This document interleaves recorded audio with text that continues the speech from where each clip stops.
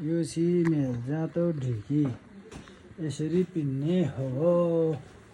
मकै पनि हालेर राखेको छ। यो लगाइस यो यस्तो हो कलर। यो चाहिँ पुरानो कुवाहरू हो है सबै छ ल।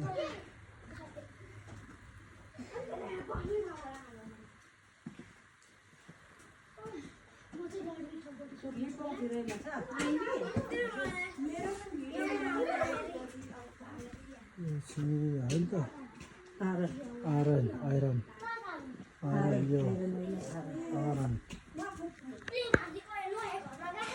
यो चाहिँ के भन्छ आमा? काटी काटी भएको काटी काटी भएको त्यो घोडाको के जति जान्छ के पो घोडाको के पो हो त्यो त